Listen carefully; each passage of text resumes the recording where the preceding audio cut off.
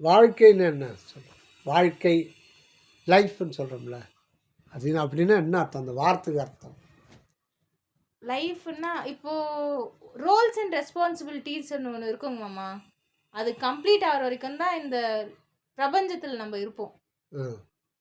அந்த அந்த ரோல் பேர் தான் லைஃப். அடுத்த ஆ அடுத்த புரியல. ரோல் பேர் தான் லைஃப்.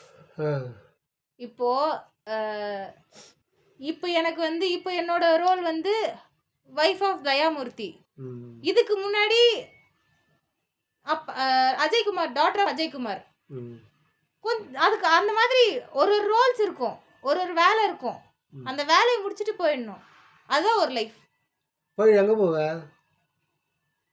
ஆன்மா இங்கே தான் இருக்கும், ஆனால் உடம்பு இருக்காது. ஆன்மா எங்கே இருக்கும்? இங்கே தான் பிரபஞ்சத்தில் மிக்ஸ் ஆகிருக்கும். பிரபஞ்சத்தில் மிக்ஸ் ஆகிருக்குமா ஆன்மா? ஆன்மான்னா என்ன? ஆன்மானா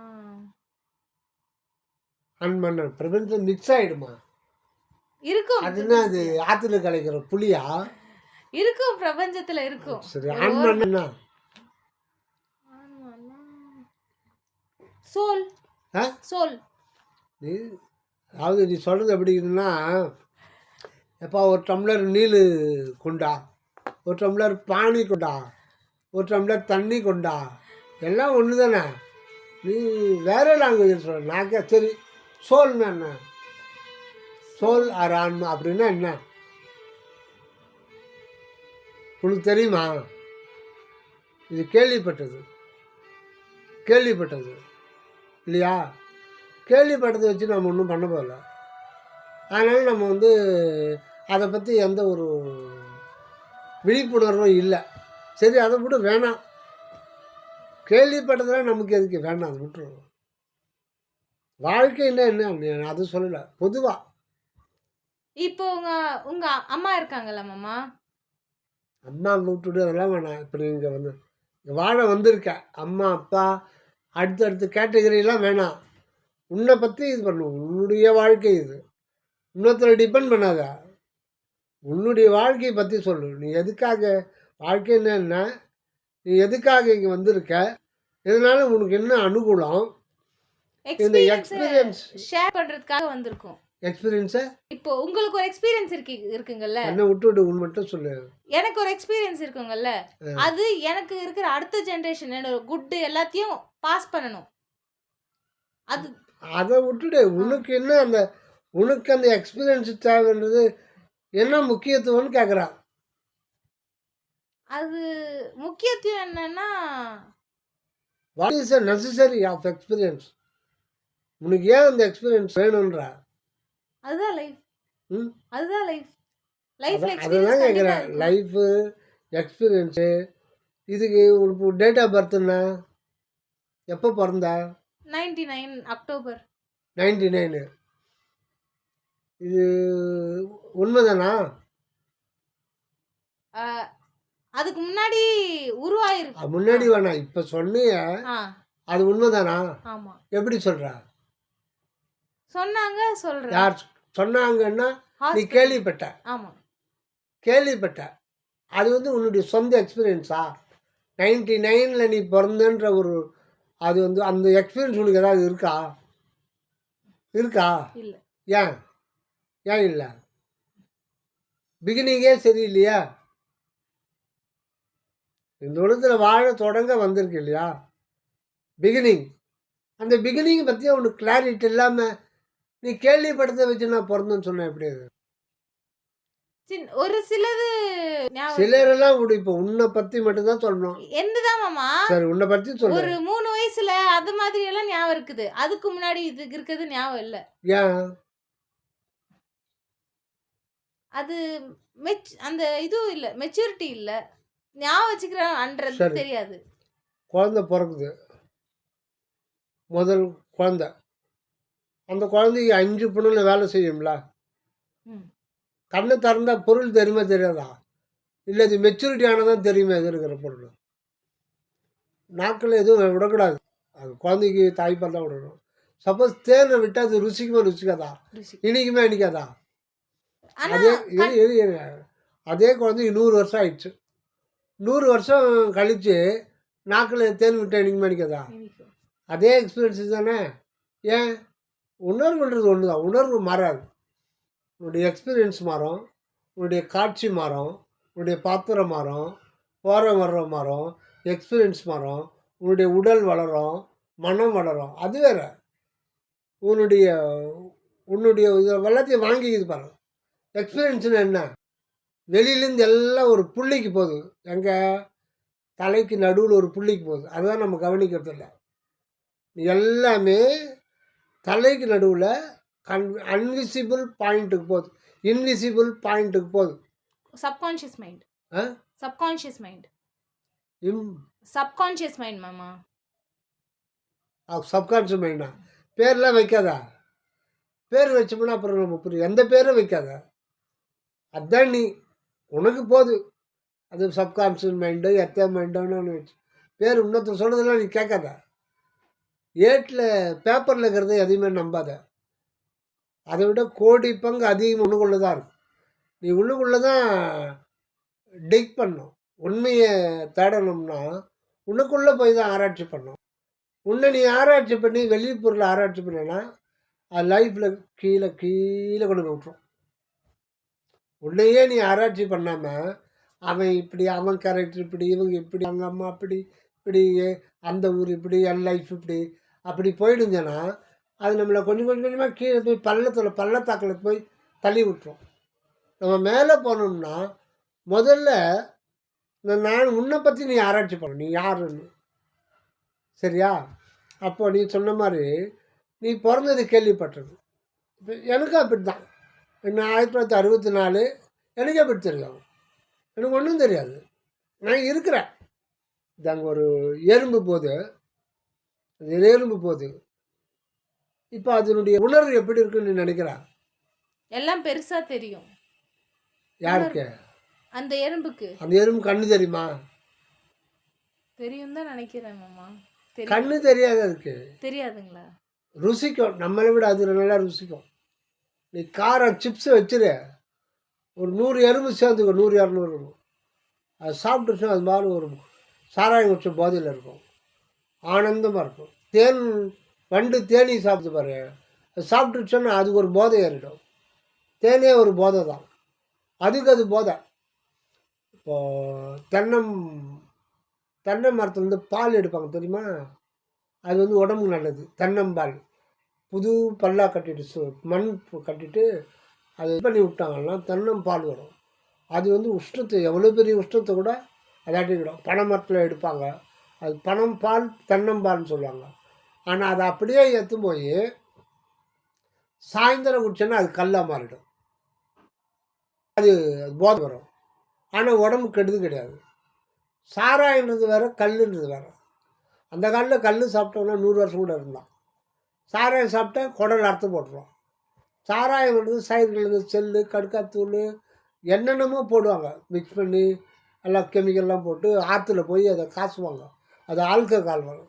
கல் வந்து ஆல்கஹால் கிடையாது. இயற்கையாக மனம் சாப்பிடக்கூடாது. ஃபர்மெண்டட் அது. அது இயற்கையான பொருள். அது புளிக்க வச்சு ஃபர்மெண்ட் லட்சக்கணக்கான வருஷம் மனுஷன் சாப்பிட்டுருந்தாங்கிறான். என்னைக்கு மனுஷன் பிறந்தானோ அன்னைக்குலேருந்தே அந்த போதைன்றது இருக்குது. ஆனால் அது இயற்கையாக இருக்கிறதுனால அவனுக்கு மரணம் இல்லாமல் இருக்குது. எப்போனா ஒரு முறை இது பண்ணுவான். இது வந்து செயற்கை. அந்த மாதிரி ஒரு அப்போ இது கூட வைன் கூட ஹெல்த்து கெட்டுதல் கிடையாது அல்றீங்க. எதுமா? வைன், திராட்சை இல்லை பழத்தில் இல்லை, அதெல்லாம் பிடிக்க வைக்கிறது. ஆனால் அது கூட மிக்ஸ் பண்ணுவான். அதெல்லாம் ஒன்று மிக்ஸ் பண்ணுவான். அது வந்து சும்மா ஒரு 5 ml அந்த மாதிரி சாப்பிடுவாங்க ஃபாரினில். அது வந்து எப்படி சாப்பிட்டாலும் உனக்கு அறிவு கற்றுரும். கொலை கூட பண்ணிவிடுவான். அந்த அது இது ஆகிப்போச்சோன்னா என்ன நடக்குதுன்னே தெரியாது. பேசியே இருப்பான், சண்டை வந்துடும், கொலை கூட பண்ணிவிடுவான். ஏன்னா அறிவு போயிடுதில்ல. என்ன பண்ணுறேனே எனக்கு தெரியாது நேரத்தில். அதனால் அதை சாப்பிடக்கூடாது பொதுவாக. அது சாப்பிட்டா வந்து 5 பஞ்சபாதங்களும் செய்ய ஆரம்பிச்சிடுவான். கல் தானே நல்லா தானே இருக்குது அப்படின்னா அறிவு கெடுத்துடும். அறிவு இருக்காது நேரத்தில், அறிவு வேலையே செய்யாது. அப்போ என்ன பண்ணுறேன்னு தெரியாது அவனுக்கு. அந்த நேரத்தில் பொண்டாட்டி கூட கொலை பண்ணிவிடுவான். ஆமா. அதில் கைத்து பிடிப்பான், அது அப்படியே உயிர் போயிடும். அப்புறம் போதை தெளிஞ்ச பிறகு அழுவான். வருமா? நான் எதுக்கு சொல்கிறேன்னா, இது எல்லாமே கேள்விப்படுறது. எது? அது எதுக்குன்னா, அந்த தேன் அந்த அறிவு இருக்குல்ல, எறும்பை பற்றி பேசிகிட்டு இருந்தோம். அது அப்படியே போயிடுச்சு. அதுக்கு டேஸ்ட்டு தெரியும். அதுக்கப்புறம் வாசனை தெரியும். நீ இங்கே வச்சேன்னா, அந்த ரூமில் இருக்கிறது கூட இங்கே வந்துடும். எப்படின்னா வாசனை கண்டுபிடிச்சா அது வந்துடும். வாசனை, டேஸ்ட்டு, தொட்டா டச்சு. தெரிஞ்சுக்கும். 3 தான். இப்போது நீ ஒரு எறும்பை பார்க்குற, ஒரு நாயை பார்க்குற, பூனை பார்க்குறன்னா, ஏதோ ஒரு பூனை, ஏதோ ஒரு நாய், அது வந்து அது அப்படி இருக்கும். ஆனால் நம்ம அப்படி கூடாது. அந்த எறும்பை நீ பார்க்குறன்னா, நீ இன்னொருத்தரை பற்றி தெரிஞ்சுக்கணும், ஒரு மனுஷனை பற்றி தெரிஞ்சுக்கணும், ஒரு உயிரை பற்றி தெரிஞ்சுக்கணும்னா, ஃபஸ்ட்டு உன்னை பற்றி மறந்துடணும். அப்படியே மறந்துடணும். இப்போ அந்த எறும்பனுடைய நிலை எப்படி இருக்கும்? அப்படி அதான் மனோசக்தி. மனதுக்கு இருக்கிற ஒரு சக்தி என்னன்னா, நம்பிக்கை, கற்பனை திறன். 2ம் கடவுள் கொடுத்துருக்கார். 2மே வேலை செய்யும். நீ கோயிலுக்கு போகிறேன்னா, அது உண்மையில் அங்கே வந்து கல் தான், சிற்பி தான், அது மூக்கெல்லாம் வச்சுருக்கான். ஆனால் நீ கடவுள் அதை கற்பனை பண்ண உனக்கு அனுகிரகம் கிடைக்கும். ஆனால் பூரணமாக கிடைக்காது. ஏன்னா கற்பனை தானே பண்ணுற. கற்பனை பண்ணிவிட்டு நம்பிக்கை வைக்கிற. கற்பனை பண்ணுற, கடவுளை கற்பனை பண்ணுற, நம்பிக்கை வைக்கிற. இது மனம் அப்படி பண்ணு சொன்னால், அந்த மெய்ப்பொருள் கண்டிப்பாக அதோட வேலை. ஏன்னா அந்த மனதுக்குள்ள அது மெய்ப்பொருள் இருக்குது. எல்லாத்துலேயும் இருக்குது. கடவுள் இல்லாத இடமே கிடையாது. ஆனால் பூரணமாக எங்கேயும் நம்ம பார்க்க முடியாது. உனக்குள்ளே தான் பார்க்கணும். மொத்தம் அப்படியே பார்க்கணும்னா இவ்வளோ தான் பார்க்கணும். வெளியில் பார்த்தா அதனுடைய ட்ரேசஸ். ஒரு கடல் இருக்கு, எவ்வளோ பெருசு, 3/4 பாகம், 3ல் 2 பாகம் கடல் சூழ்ந்துருக்கு. நீ ஒரு கோயிலுக்கு போய், திருப்பதிக்கு போய் வெங்கடேஸ்வர மலை பார்க்குறேன்னா, அந்த கடலில் ஒரு ட்ராப் தான் அந்த முழு கடவுளை நீ பார்க்குறேன்னா உணர்வுக்குள்ளே முழுமையாக இருக்கார். வெளியில் வந்து முழுமையாக அவர் தன்னை காட்ட மாட்டார். வெளியில் உணர்வுக்குள்ளே தான், அதை அகத்தில் தான் பார்க்க முடியும். இப்போ எதுக்கு சொல்ல, ஒரு எறும்பை பார்க்குறேன்னா, அந்த எறும்பு எப்படி இருக்குன்னு நினச்சி பார்த்தாலே கொஞ்சம் கொஞ்சமாக அதனுடைய வாழ்க்கை, அதனுடைய உணர்வு, அதனுடைய அனுபவம் நமக்கு லேசாக தெரிய ஆரம்பிக்கும். அப்படியே கான்சன்ட்ரேட் பண்ணி அப்படியே வச்சோன்னா நம்ம எறும்பாக மாற முடியாது. ஏன்னா அதனுடைய நிலையே வேறு. அது வந்து அருளறிவு, 7வது அறிவுக்கு போனால் அதுவாகவே மாறிடும். அது வேறு. மன அளவில் அதை வந்து இமேஜின் பண்ணி அப்படியே இது பண்ணோன்னா அந்த எறும்பினுடைய நிலை நமக்கு கொஞ்சம் தெரிய ஆரம்பிக்கும். அது என்ன, அது இருக்கும், அவ்வளோதான். அது உடம்பு உருவம் எப்படி எனக்கு தெரியுமா? அது ஒரு உணர்வாக இருக்கும், அவ்வளோதான். எப்படி உணர்வு இருக்கும். உணர்வு. அந்த உணர்வுன்றது ஸ்பேஸ் தான். உணர்வுன்றது ஸ்பேஸ். அது ஒரு ஸ்பேஸ். இப்போது இந்த செல்ஃபோன் இருக்கு, இதில் வந்து கோடிக்கணக்கான வேவ்ஸ் இங்கே போயிட்டுருக்கு. சிவாஜி படம், எம்ஜிஆர் படம், ட்ரம்ப் பேசுறது, எத்தனையோ ரேடியோ அலைகள், செல்ஃபோன் அலைகள், பல கோடிக்கணக்கானது போயிட்டே இருக்கு, பாஸ் ஆகிட்டே வந்துட்டுருக்கு. ஆனால் அதில் எதுக்காவது உணர்வு இருக்குமா? சிவாஜி கணேஷ் பேசுகிற வசனம் அது பாஸ் ஆகி போயிடும். ஒரு செகண்டுக்கு 3 லட்சம் கிலோமீட்டரில் போயிடும். அது எத்தனை போகுது? அதில் உணர்வு இருக்குமா அதுக்கு? ஆனால் நமக்கு உணர்வு, நம்மளும் ஸ்பேஸ் தான், நம்மளதும் ஸ்பேஸ் தான். அது இருக்கு. அப்போ அந்த எறும்பு இது பண்ணும்போது அதனுடைய நிலை என்னவோ அந்த நிலையில் தான் நாம் இருக்கோம். அது என்ன நிலையில் இருக்கோம்? அது இருக்கும், அவ்வளோதான். அது சுற்றி ஒரு நெருப்பு வந்துச்சுன்னு வச்சுக்கோ, அது பதறும். ரொம்ப கிட்ட வச்சா துடிச்சு இறந்துடும். ஒரு துன்பம், ஆனால் துன்பத்திலேருந்து மீளணுன்ற ஒரு அவாவோடு இருக்கும். அது இருக்குமா? ஒரு வெயில், ஒரு நெருப்பு பக்கத்தில் இப்போ தெரியாமல் போகுது, அந்த தீ பிடிச்சிக்குது, அது உயிரை காப்பாற்றிக்கணும். ஏன்னா துன்பத்தை யாரும் விரும்ப மாட்டாங்க அப்படின்னு சொல்லிட்டு இருக்கும். ஒரு சிப்ஸு, ஒரு லட்டு எதாவது வைக்கிறோம்னா அதுலேயே இருக்கும், அந்த ஆனந்தத்தை அனுபவிச்சுட்டே இருக்கணும் அப்படின்னு தோணும். ஏன் அதுக்கு தோணுது? இப்போ அந்த உணர்வோடு இருக்காது. இருக்கிறேன், நான் சொல்கிறது வேர்டு, இருக்கிறேன்றது வேர்டு தானே. ஆனால் அங்கே வேர்டு கிடையாது. அது ஒரு உணர்வு, லைஃப். அது விளக்கலாம் முடியாது. அந்த உணர்வு எப்படி இருக்குன்றது நீ உன்னுடைய மைண்டை உள்ளுக்குள்ளே ஃபோக்கஸ் பண்ணி நினைக்கும்போது அந்த எறும்பினுடைய வாழ்க்கை நிலை எப்படின்னு பார்த்தா அப்படி தான் அதை நம்ம கண்டுபிடிக்கணும் ஆரம்பத்தில். அது ஒரு உணர்வாக இருக்கும். அந்த உணர்வில் அதுக்கு எப்போ பிறந்தோன்றது தெரியாது, அதை பற்றி ஒன்றும் தெரியாது. ஆனால் இருக்கும், கரெக்டாக இருக்கும், அனுபவிக்கும், துன்பத்தை அனுபவிக்கும், இன்பத்தையும். அது இயற்கை வர வச்சது, அதுவாக வரல. அந்த எறும்புக்கு தெரியுமா நம்ம பிறக்க போகிறோன்ட்டு, நம்ம வரப்போகிறோன்னு தெரியுமா? அது ஒரு 10 ஒரு மாதம் உயிர் வாழ்ந்து வச்சுக்க. இந்த வீட்டில் லட்டோ சிப்ஸோ சாப்பிட்டு ஒரு ஆனந்தமாக இருக்கும். கடைசியில் தண்ணி நீ ஊற்றுவ, அதில் அது செத்து போயிடும். எப்படியோ அதுக்கு மரணம் வந்துடும். அது இருக்கிறது இல்லாமல் போகிறது ரெண்டு அது கையில் கிடையாது. இருக்கிற வரையில் அது இருக்கிறது மட்டும்தான் தெரியும். எக்ஸ்பீரியன்ஸ் உள்ளே வாங்கிறது மட்டும்தான் தெரியும். வேறு எதையும் பற்றி அது நினைக்க முடியாது.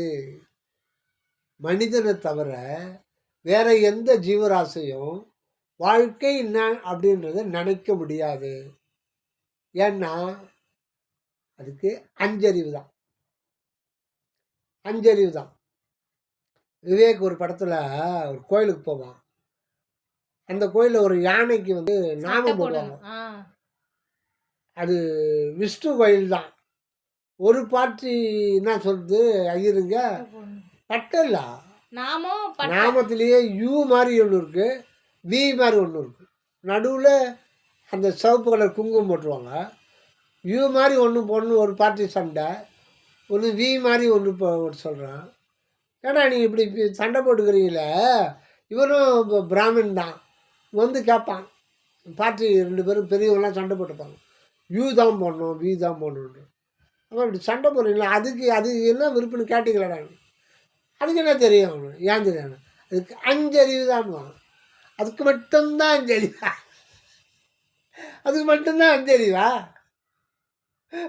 இப்போ உனக்கும் அஞ்சறிவு தான். அது மாதிரி நம்மளும் 6வது அறிவு கொடுத்த கூட அஞ்சறிவில் தான் இருக்கும். ஏன்னா அதை பற்றி நமக்கு தெரியாது. எத்தனையோ கோடி வருஷம் நம்ம வாழ்ந்துக்கிட்டே இருக்கோம், அது நமக்கு தெரியாது. அது எப்படி தெரியாதுன்னா, அந்த எறும்புடைய உணர்வுக்கு இருக்கும்போது அதுக்கு வந்து இன்பம் துன்பம் இயற்கை கொடுக்க இது அனுபவிச்சுட்ருக்கோம். நாளைக்கு அடுத்த செகண்ட் என்னன்னு அது தெரியாது, முன் செகண்ட் என்னன்னு அது தெரியாது. அவருடைய நிலை நிகழ்காலத்தில் இருந்துக்கிட்டே இருக்கும். The secret. ஆனால் அது தெரியாது. நம்ம அது எப்படி இருக்கு நாம் முடிவு பண்ணலாம். நாமளும் அப்படித்தான். அந்த உணர்வு இருக்கிறேன் இருக்கிறேன் இருக்கிறேன் உணர்வு தான் நீன்ற. ஆனால் அந்த உணர்வுக்கு பிகினிங்கும் கிடையாது, எண்டும் கிடையாது. அது தியானத்தில் மட்டும்தான் நீ பார்க்க முடியும். அதுக்கு மரணம் கிடையாது. ஒரு சமாதியில் வந்து தோற்றம் மறைவு சுத்த பொய். இப்போ நான் பிறந்தது என்னுடைய அனுபவம் கிடையாது. செத்து போகிறது அது சுத்தமாக சொல்லவே வேண்டியதில்லை. நம்ம செத்து போகிறத நான் சொல்ல முடியுமா? பக்கத்து வீட்டுக்காரனா கோசம் நம்ம செத்து போயிட்டான்டா பாவம் அப்படின்னா இல்லையா? உண்மைதானே, ஒரு நாளைக்கு நடக்கிற போது. அதனால 40 வருஷம் 50 வருஷம் இருக்கு இருக்கு. அதனால அந்த உண்மையை நம்ம பார்க்கணும்னா உள்ளே போகணும். நாம் எப்படி 1 ரூபா காயின் இருக்குல்ல, ஒரே பக்கம் இருக்கிற 1 ரூபா காயின் எங்கேயாவது வாங்கி வர முடியுமா? ஏன்? 2 பக்கம் இருக்கதான் செய்யும். 2 பக்கம்தான் இருக்கும். ஒரு பக்கம் அதே மாதிரி நம்முடைய வாழ்க்கை, ஒரு பக்கம் இயக்கத்தில் இருக்கும், இன்னொரு பக்கம் இயக்கமில்லாத அசைவற்ற நிலையில் இருக்கும். அசைவற்ற நிலையில் எல்லாத்தையும் கவனிச்சிட்ருக்கும். இது ஒரு சாட்சியம் மட்டும்தான் இருக்கும். வெளிப்பக்கம் இயக்கமாக இருக்கும்.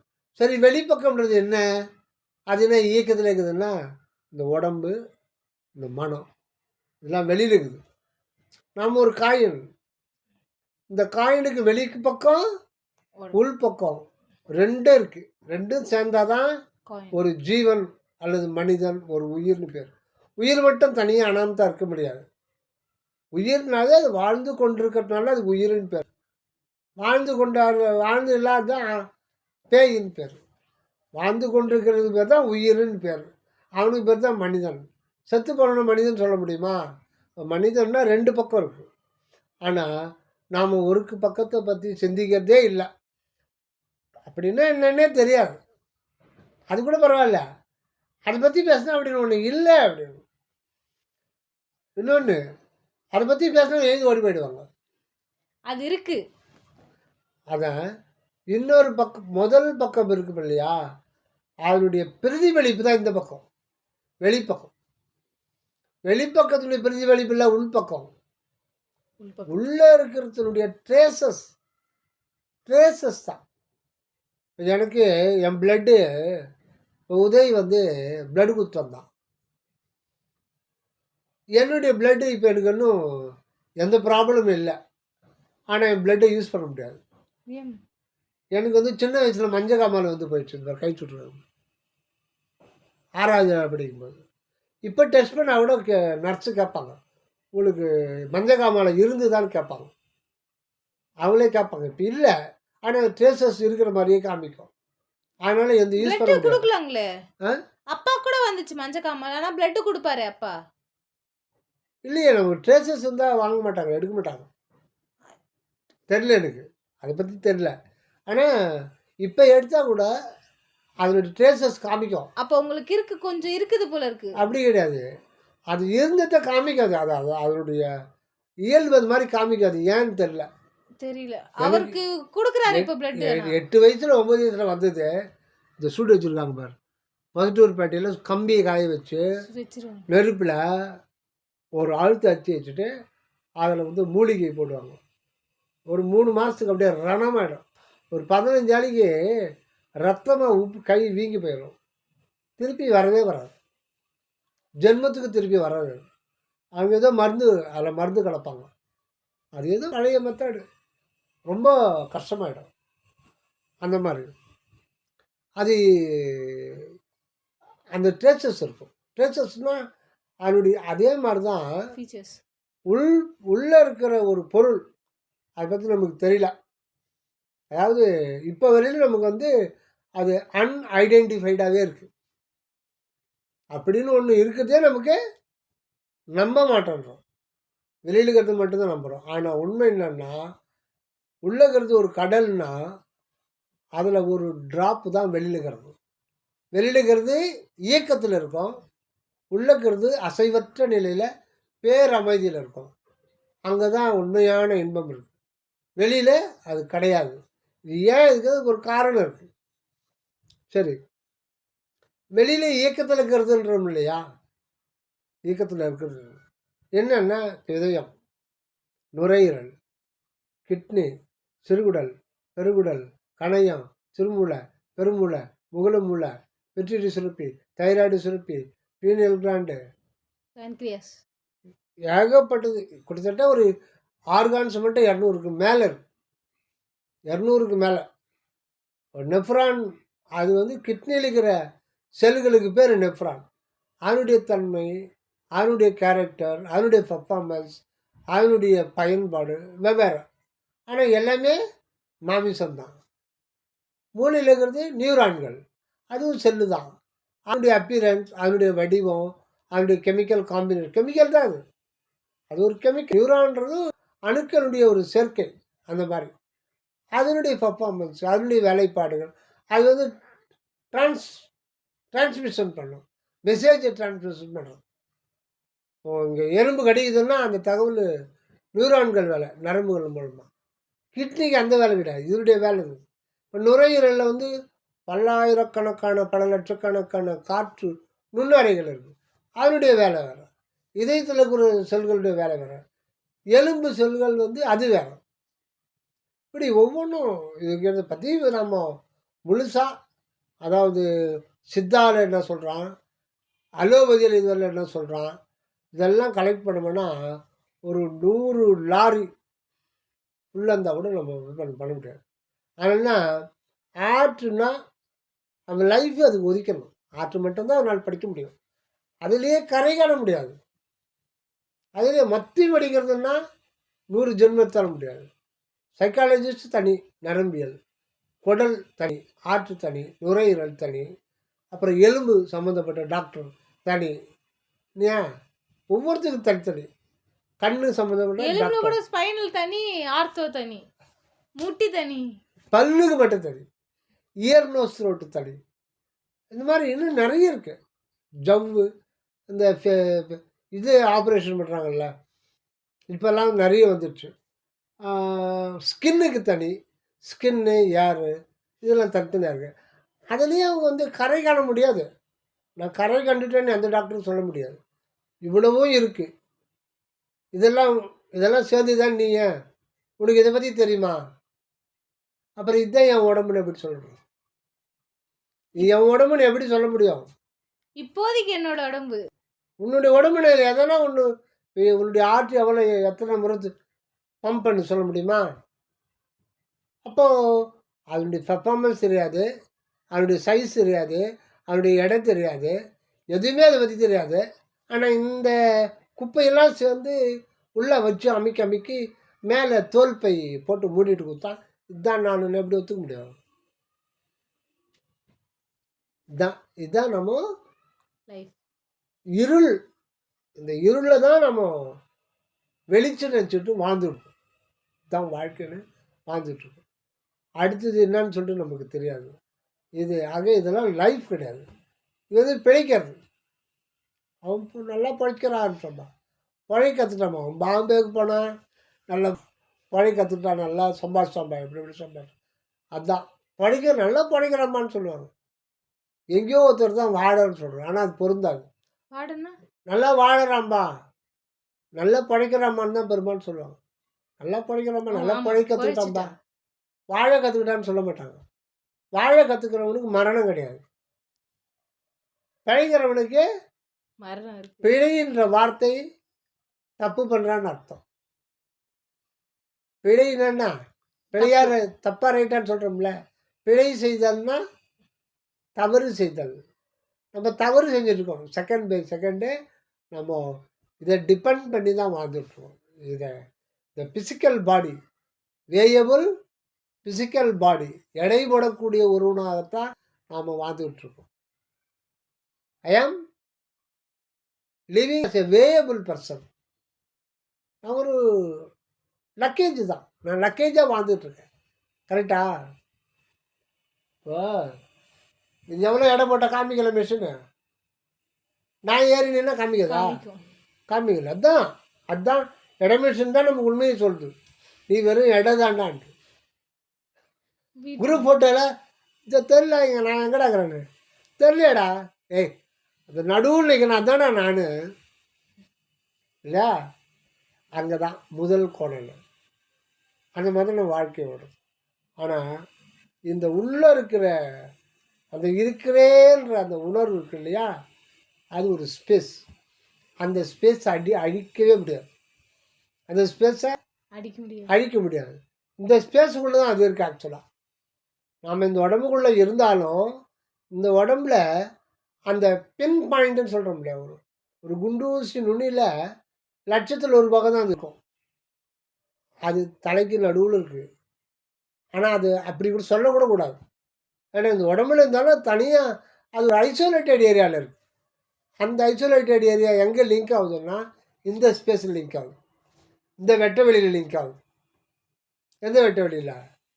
இப்போ அந்த வெட்ட வெளியில் தான் அது இருக்குது. ஆக்சுவலாக அது இருக்குது இடம். அது இவ்வளோ பெரிய சீக்ரெட். அதுக்கு வந்து மரணமே கிடையாது. அது வந்து எக்ஸ்பீரியன்ஸு. இந்த ஒரு குறிப்பிட்ட இடத்துல குறிப்பிட்ட எக்ஸ்பீரியன்ஸு கேதர் பண்ணி இது கம்ப்ளீட் ஆகிடுச்சுன்னா இந்த சட்டை கேட்டுரும், அப்புறம் வேறு சட்டையை போட்டோம். அப்புறம் இந்த செகண்டு அப்பா அம்மா, எங்கள் அப்பா அம்மா ஒரு ஃப்ராக்ஷன் ஆஃப் செகண்ட்லேயே நான் ஒரு அப்பா அம்மாவுக்கு பையனாக வந்துடுவேன். ஃப்ராக்ஷன் ஆஃப் செகண்டில் எனக்கு அவனுக்கும் அவங்களுக்கும் வந்து கனெக்ஷன் துண்டிக்கப்படும். அதோட வந்துடும். இது கோடிக்கணக்கான முறை இது மாதிரி கனெக்ஷன் வர்றது வெவ்வேறு. இது வந்து அடுத்த செகண்டு இந்த பிரபஞ்சத்தில் 1,00,000 ஒளியாண்டுக்கு அப்பால் இருக்கிற அண்டத்துக்கு கூட போயிடும் வித்தின் செகண்டு. நீ வந்து வேவ்ஸ் எலக்ட்ரோ மேக்னெட் வேவ்ஸ் நீ இதுக்கு அனுப்பணும்னா செவ்வாய் கிரகத்துக்கு அது போய் சேர்த்து 1 வாரம் கூட ஆகும். ஏன்னா அதனுடைய ஸ்பீடு ஒரு செகண்டுக்கு 3 லட்சம் தான். ஆனால் உயிர் பிரிஞ்சால் அடுத்த உடம்பு அது எங்கே கிடைக்கணும்னா 1 லட்சம் இல்லை, 10 லட்சம் ஒளி ஆண்டுகளுக்கு அப்பால் இருக்கிற இதில் கூட அது போயிடும். அது எவ்வளோ நேரம் ஆகும்? ஒரு செகண்ட் கூட அதுக்கு ஆகாது. அப்போது அந்த உணர்வு தான் ஆன்மாடுறோம். ஆன்மாடு நம்ம வச்ச பேர் சோலுன்ற பேர். ஆனால் அதுதான் நீயா இருக்க. அதனால் நம்மை அறியாமையே நாம் இருக்கோம். நம்மை நாம் அறிஞ்சோம்னா மரணம் கிடையாது. அப்படி அந்த நிலைக்கு தான் இந்த பிரபஞ்சம் போயிட்டு இருக்கு. இந்த பிரபஞ்சம் எங்கே போயின்னு இருக்கு? பரிணாமம். பரிணாமம்னா ஒரு மாற்றம், ஒரு இம்ப்ரூவ்மெண்ட் தான் பேர். மேலும் மேலும் மேலும் மேலும் ஒரு 10,000 கோடி வருடங்களுக்கு முன்னாடி தான் வெறும் ஸ்பேஸ் மட்டும்தான் இருந்ததுன்றாங்க. ஸ்பேஸ், அந்த ஸ்பேஸ் இருள்மயமான ஸ்பேஸ். அது எப்போ இருக்கிறது? இந்த எப்போ இருக்கிற அந்த டார்க் ஸ்பேஸ்க்குள்ளே ஒன்று இருந்தது. ஒரே ஒரு பொருள் இருந்தது. அந்த பொருளுக்கு பேர் தான் அன்பு. அன்புன்ற ஒரு அகண்ட தத்துவம், சத்துவம். அது ஒன்றே ஒன்று தான். அது ஒரு வெளி. அதனுடைய அதுதான், அது ஒன்றே ஒன்று தான். அதுதான் இங்கே வாழ வருது. ஆனால் இங்கே வாழ்வு கிடையாது. அது எக்ஸ்பீரியன்ஸாக கிடையாது. கடவுளையே அந்த உலகத்தை தோற்றுவித்தார். அவருக்கு திருவிளையாட்டா? ஸோ இதில் எரிச்ச கொண்டுடுறாங்கல்ல, எத்தனை பேர் எரிச்சு கொண்டுடுறாங்க மத கலவரத்தில் அப்படியே எரிச்சு கொள்கிறாங்க. பங்களாதேஷில் நிறைய நடந்திருக்கு, ஈரான் நடந்திருக்கு, இந்தியாவில் நடந்திருக்கு. இது மாதிரி எத்தனை இது எரிச்சு அப்படியே உயிரோட பெட்ரோல் ஊற்றி எரிச்சு கொள்கிறாங்க. அவன் எவ்வளோ துன்பப்படுவான். ஒவ்வொருத்தர் வாழ்க்கையில் காலம்புறாவே வந்து வறுமையில் இருப்பாங்க. சாப்பாட்டுக்கு கஷ்டமாக. இலங்கையில், பங்களாதேஷில், இதில் காசாவில், சூடானில், தென்னாப்பிரிக்காவில் வறுமை தான். ஒருவேளை சாப்பாடு கட்டாலே அவங்களுக்கு வந்து போதும். ஒருவேளை கஞ்சி கட்டாலே போதும். ஏன் இந்த கடவுள் இப்படி சாப்பிடுவாங்க? மண்ணு சாப்பிடுவாங்க.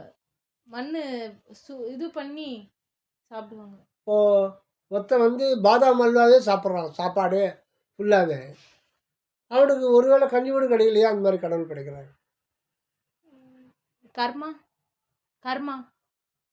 கர்மா அது ஏன் செய்யுது? ஏன் அது கர்மா செய்யுது? கடவுள் நீ தானே கடவுளை கடவுள் தானே உயிரை படைச்சாரு. படைக்கும் போதே நல்ல அறிவு கொடுத்துடலாம்ல. எக்ஸ்பீரியன்ஸ் வேணுங்கள்ல. அது ரைட்டு. இப்போ நான் பிறக்கும்போது எனக்கு தெரியாது. என்னை பற்றி ஒன்றும் தெரியாது. என்னுடைய வருகை எனக்கு நான் திட்டமிடலை, நான் பிளான் பண்ணல.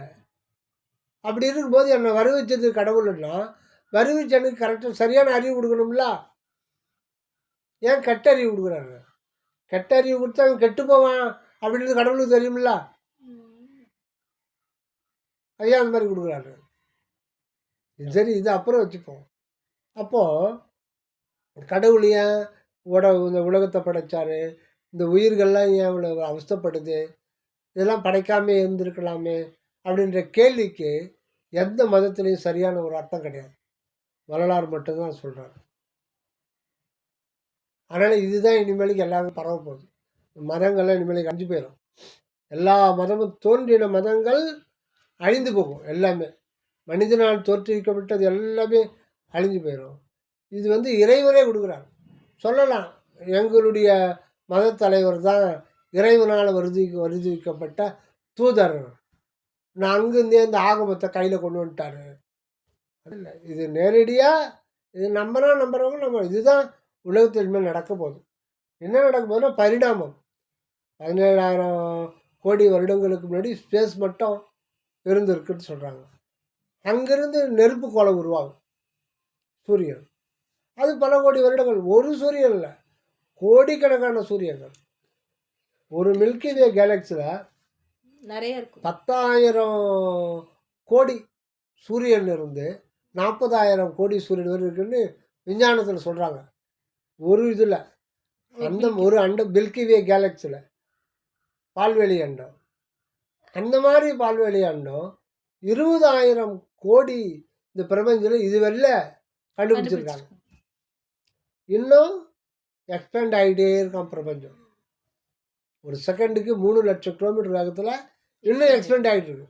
அதனால் இதுவரையில் இருக்கிறது 20 லட்சம் 20,000 கோடி 20,000 கோடி மில்கி வே கேலக்ஸி இருக்குது இந்த பிரபஞ்சத்தில்.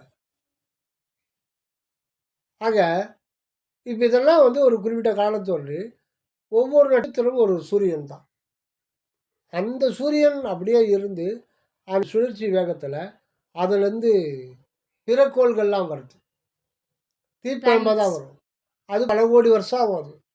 அது குளிர்றதுக்கு அப்படி குளிர்ந்து தான் இந்த பூமி குளிர்ந்து, அப்புறம் நீர்நிலை விழுந்து, அப்புறம் கடற்பாசிகள் உருவாகி, அப்புறம் புல் பூண்டுலாம் உருவாகி, அப்புறம் மனித இனம் தோன்றி, இது அப்படியே பரிணாமம் அடைஞ்சு இன்றைய 2 நூற்றாண்டுகளாக விஞ்ஞானத்தில் பரிணாமம்.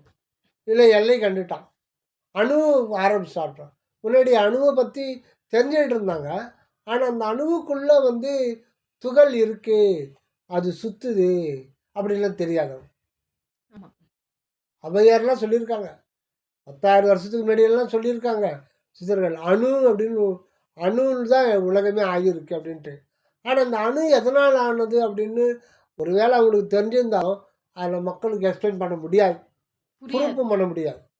ப்ரூஃப் பண்ணோம், இவன் ப்ரூஃப் பண்ணுறான்.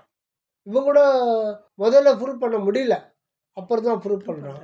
3 துகள்கள் இருக்குது: புரோட்டான், நியூட்ரான், எலக்ட்ரான். இந்த எலக்ட்ரான் மட்டும்தான் அவுட்டர் ஆர்பிட்டில் ஒரு செகண்டுக்கு 2,600 கிலோமீட்டர் ஆகிறதுக்கு சுற்றுது.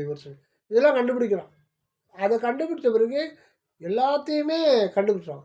அப்போ அதுலேருந்து தான் எலக்ட்ரிசிட்டி உருவாக்கணும். எலக்ட்ரிசிட்டினா எல்லாம் இன்றைக்கி வந்து லேப்டாப்லேருந்து செல்லு இருந்து அந்த எலக்ட்ரான் ஒன்று இல்லைன்னா ஒன்றுமே பண்ண முடியாது.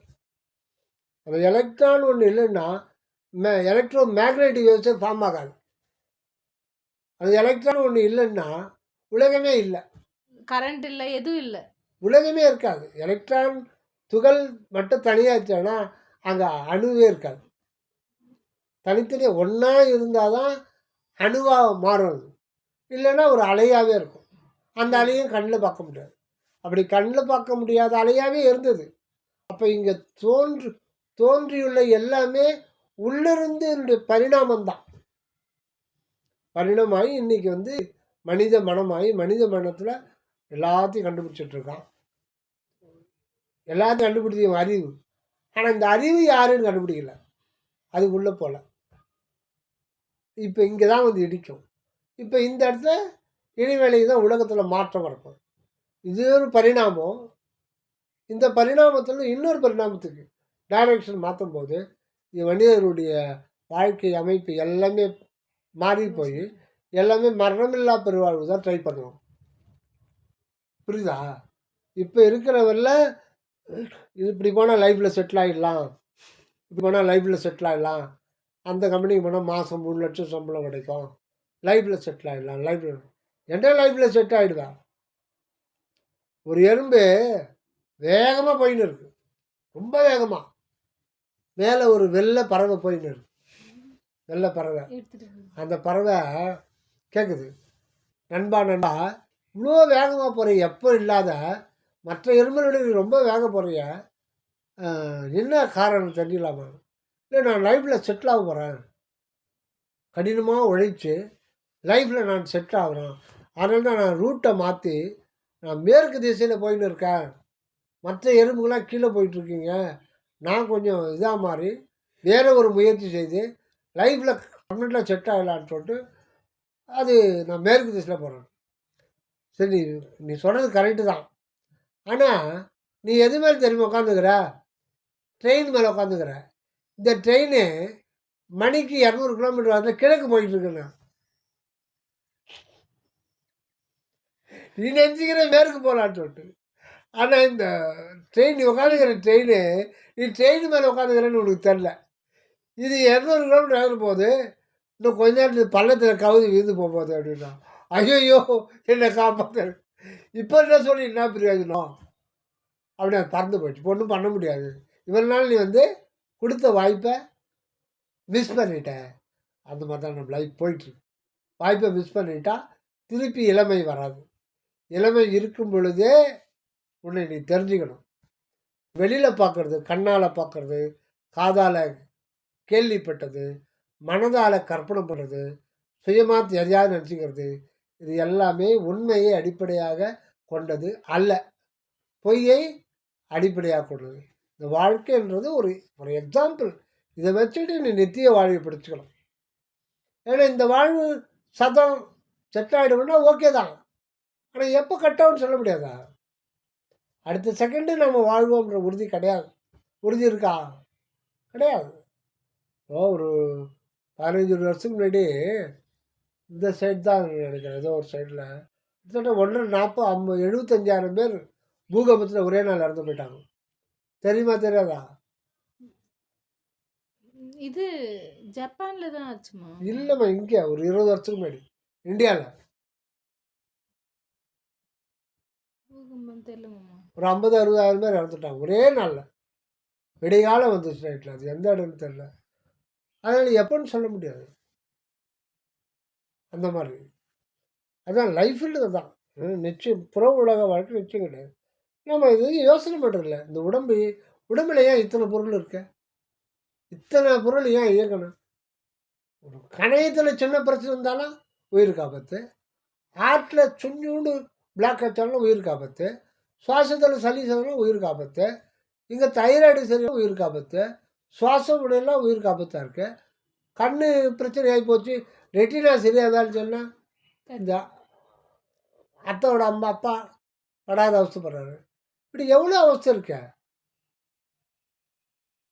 எது கிட்னி சரியாக வேலை செய்யலாம், எல்லாமே டேமேஜ் ஆகும். ஏன்னா கசமானத்தை ஏன் கடவுள் கொடுக்கணும்? 200 ஒன்றே ஒன்று மொத்தமாக ஒரு மாமிசம் மாதிரி உருண்டையா அம்மிக்கல் மாதிரி இவரால் வாழ வைக்க முடியாது. அவரால் முடியும். ஆனால் ஏன் இப்படத்துல இத்தனை கொடுத்து அதான் கடவுள் வந்து சர்வ வல்லமுடையவர் அப்படின்றது மனிதன் தான் தெரிஞ்சுக்க முடியும். பன்றிக்கு இதயம் இருக்குல்ல, பன்றிக்கு நுரையீரல் இருக்குது. ஆனால் அதை பற்றி அதுக்கு தெரியவே தெரியாது. அதுக்கு நுரையீரல் ஒன்று இருக்குது, இதயம்னு ஒன்று இருக்குது அப்படி அது தெரியுமா? பசி எடுக்கும், அது வாழ்ந்துக்கிட்டு இருக்கும். நேற்றை பற்றி அதுக்கு நிறையாது, நாளைக்கு பற்றி அது நினைக்காது. ஆனால் மனிதனுக்கும் நேற்று இன்றைய அனுபவம் கிடையாது, நாளைக்கு இன்றைய அனுபவம் கிடையாது. ஆனால் கற்பனையினால் கடந்து போன வாழ்க்கையை பற்றி நினச்சி பார்த்து ஒன்று சந்தோஷப்படுவான், இல்லை கவலைப்படுவான். அப்போது இறந்த காலமும் எதிர்காலமும் உண்மையில் கிடையாது. ஆனால் மனிதனுக்கு மனதில் இருக்குது. மனதில் நினச்சப்போ நிகழ்காலத்தை கோட்டையை விட்டுறான். நிகழ்காலம்ன்றது என்ன நினைக்கிறதில்ல. தூக்கம்னா என்ன, விழிப்புன்ற என்ன, கனவுன்ற என்ன? கனவு நம்ம கண்ட்ரோல் இருக்குதா? என்ன கனவு வரைன்னு சொல்ல முடியாது. கரெக்டு தானே? ஆனால் கனவு காணும்போது அது பொய்ன்னு நான் நினைக்கிறோமா? விழிச்சது பிறகுதான் அது பொய்ன்னு தெரியும். அதே மாதிரி தான் விழிப்பு நிலை. விழிப்பு நிலைங்கிறது எல்லாமே பொய்ன்றது ஞானிகளுக்கு அவங்களுக்கு தான் தெரியும். அவங்க இதெல்லாம் கடந்தவங்க. தூக்கம் ஏன் தூக்கம் வருது? ரெஸ்ட் எடுக்கணும்னு நம்ம சொல்கிறோம். மூளை ரெஸ்ட் எடுக்கணும். மூளை ரெஸ்ட் எடுத்தால் ஒரு உறுப்பு இயங்காது. மனம் ஓய்வாகுதுன்னு சொல்லு, ஆனால் மூளை ரெஸ்ட் எடுக்க சொல்ல முடியாது. மூளை ரெஸ்ட் எடுத்துச்சான்னா ஒன்று செத்து போயிடும். எல்லா செல்லும் எப்போவுமே ஆக்டிவே செயல்பாட்டில் இருந்துக்கிட்டே இருக்கும், அவேர்னஸ் இருந்துகிட்டே இருக்கும். அது இருக்கும்போது நீ எங்கே போகிற? தூக்கத்தில் இல்லாமல் போகிறியா? டெம்பரவரியாக இல்லாமல் போகிறோம். நம்ம இருக்குது நமக்கு தெரியாது. நம்ம இருக்குது நமக்கு தெரியுமா? தூக்கத்தில் பறக்கிற மாதிரி இருக்குது. சம்டைம் எங்கே இருக்குன்னு நமக்கு உலகம் கிடையாது. அப்போ உலகம் இருக்காப்போ? நான் இல்லை, அதனால் உலகம் கிடையாது. வீச்செஞ்சாச்சு எல்லாமே திருப்பி ஞாபகத்துக்கு வரும். அது மாதிரி இந்த 3 நிலைகளை தாண்டி 3 நிலைகளை தான் நம்ம டெய்லி சுற்றி தான் இருக்கோம். ஞானிகள் இது 3 தாண்டிட்டு போகிறது தான் உண்மையே தெரியும். அது வந்து நம்ம இந்த வாழ்க்கையில் இருந்தாலும் இல்லை இருந்துக்கிட்டே இன்னொரு பக்கம் உண்மையை தெரிஞ்சுக்கிட்டு இந்த பிறவியில் நித்திய வாழ்வு பெற்றுக்கணும். அதுக்காக தான் நம்மளை வர வச்சிருக்காரு. அதனால் தியானம் செய்யலைன்னா அவனுடைய வாழ்வே வேஸ்ட்டு. அவன் வாழறதே வேஸ்ட். புரிஞ்சுக்கிட்டா? தியானம்னு பேர் வைக்க வேண்டாம். நீ யாருன்னு ஒன்று ஆராய்ச்சி பண்ணுற. எனக்கு தியானம் பண்ணால் எனக்கு மனசு அடங்கலை, தியானம் பண்ணால் எனக்கு ஒரு மாதிரியாக இருக்குது, போர் அடிக்குது, ஒரு மாதிரி வெறுப்பாக இருக்குது, தலை வலிக்குது, தலை பாரமாகுது. நீ ஏன்டா பேர் வைக்கிற? நீ பேர் வச்சுட்டா இவ்வளோ வம்பு. பேரே வைக்காத. நீ கண்டத்தை நினைக்கிறல்ல. சினிமாவுக்கு பார்க்க போகிறோம்ல, விஜய் படம், இன்னொரு 4 பேர் படம், பொங்கலுக்கு 4 படம் ரிலீஸ் ஆகுது. எப்படி ஆகுது அந்த படம்? சூப்பராக இருக்குது, நல்லா இருக்குது. எவ்வளோடா கொடுத்து பார்த்தேன்? 1000 ரூபா கொடுத்து பார்த்தேன் ஃபஸ்ட் கிளாஸ். எப்படி இருந்தது? நல்லா இருந்தது. அப்புறம் மறுநாளுக்கு அதுக்கு போகிறான். எப்படி இருந்தது? இதா நல்லா இருந்தது. ஏன்னா ரெண்டும் நல்லா தானே இருந்தது உனக்கு. இது நல்லா இருந்தது போதாதா? அதையும் நல்லா இருந்தான்னு சொல்கிறேன். அதுக்கே ஒரு 1000 ரூபா கொடுத்து போகிறேன். ஏன் நல்லா இருக்குது? அந்த எக்ஸ்பீரியன்ஸ் பிடிச்சனால திருப்பி திருப்பி போகிறோம். அதில் ஒரு மனதினுடைய சீக்கிரட் இருக்குது, மனதினுடைய இது இருக்குது. அதே ஒருத்தனை பார்த்து என்னப்பா நல்லா இருக்கிறியா எப்படி கேட்குறாங்க? நல்லா இருக்கியா? நல்லா இருக்கேன்னு கேட்பாங்க. நல்லா இருக்கேன்பா அப்படின்னு சொல்கிறோம். இருக்கிறேன்னு சொல்கிறோம். நான் இருக்கிறேன். நீ எப்படி உன்னால் இருக்க முடியுது? உங்கள் உடம்புல உயிர் இருக்குல்ல, மனம் இருக்குல்ல, உடம்ப கண்ணால் பார்க்குறோம். நீ என்ன நினைக்கிற எனக்கு தெரியுமா? தெரியாது. உயிர் அடுத்தது இது. உயிர் இருந்து உண்மை தானே? கடவுளை பற்றி விட்டுவிடு. கடவுளை பற்றி எதுவும் நம்ம பேச முடியாது, எனக்கு தெரியாது. ஆனால் உயிரை பற்றி பேசலாம்ல. ஏன் நான் உயிரோடு இருக்கேன் இல்லையா? உயிரோடு இருக்கிறதால நீங்கள் வச்சுருக்கீங்க, இல்லை இப்போ வச்சுருக்கீங்களா? கரெக்டு தானே? அப்போ உயிர் இருக்குது. அப்போ உயிரோடு நான் இருக்கேன் இல்லையா? உயிரோடு இருக்கிறேன்னு சொல்கிறத விட நான் உயிராக தான் இருக்கேன். அந்த உயிரை பற்றி எனக்கு என்ன தெரியும்? ஒன்றும் தெரியாது. அதுதான் அந்த உயிர் தான் உணர்வு நிலையில் விளங்கிட்டு. உயிரையும் உணர்வையும் பிரிக்க முடியாது. உயிர் உணர்வாக இருக்காது, உடல் முழுதும் உணர்வாக இருக்கு. புரியுதா? இப்போ இங்கே தொடரும், இங்கே ஒருத்தன் குத்துறான், இங்கே பார்த்து கிட்னியில் பார்த்து ஒரே குத்துறான், பயங்கரமாக வலிக்குது. கிட்னிக்கு வலிக்குதா எனக்கு வலிக்குதா? கிட்னிக்கு தான் வலிக்குது. கிட்னிக்கு தான் வலிக்குது. கிட்னிக்கு வலிக்குதா? இல்லை நமக்கு தான் வலிக்குது. கிட்னிக்கு வலிக்குமா?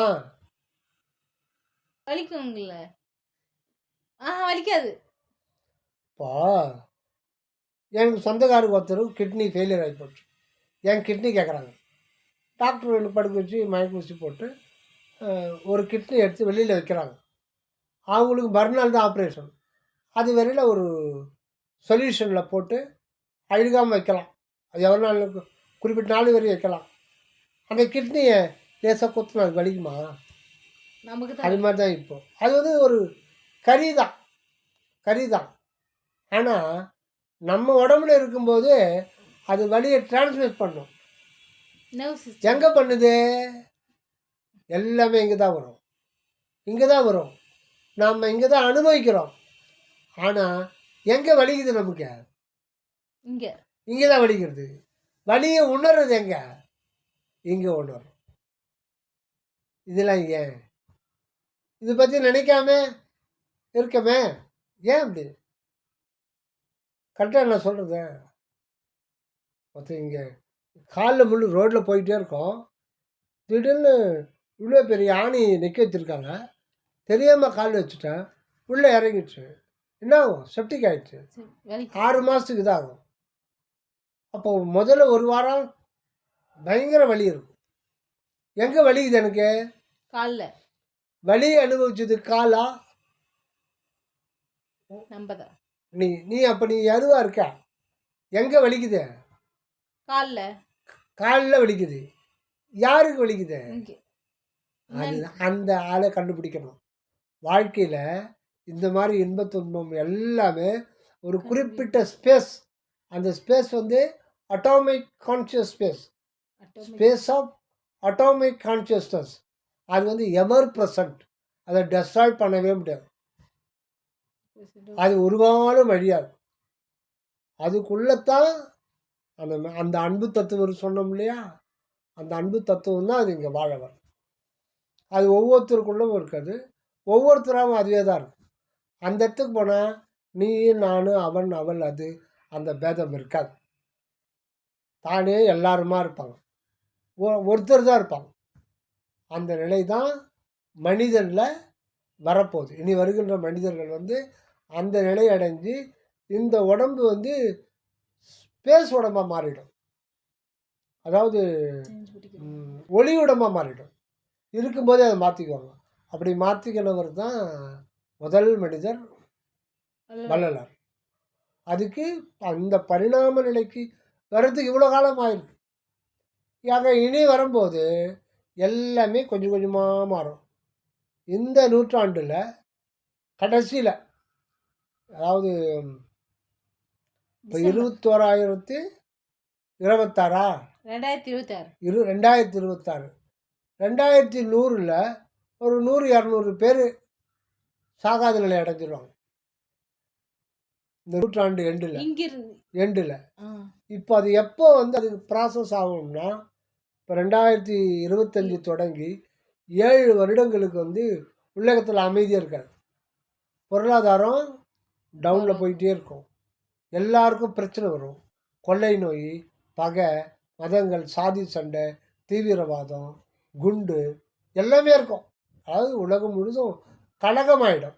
அமைதி வந்து எங்கேயும் பார்க்க முடியாது. எந்த ஒரு தனி மனிதனுக்கும் அமைதியே இருக்காது. அமைதியோடு இருக்க மாட்டான். அந்த மாதிரி உலகம் ஆகிடும். எல்லாமே ஸ்பீடாக போயிட்டுருப்பாங்க. இவன் அடித்து சாப்பிட்லாமா, அவன் அடித்து சாப்பிட்லாமா, டாக்டர் கூட அந்த நிலையில் தான் இருப்பான். வர்ற பேஷண்ட்டு தலைவலின்னு வந்தால் போதும், மொத்தம் அவன் ஹாஸ்பிட்டலுக்கு இருக்கிற மொத்த மிஷினுக்கும் வேலை கொடுத்துருவான். அவன் நல்லவனாக இருக்க முடியாது.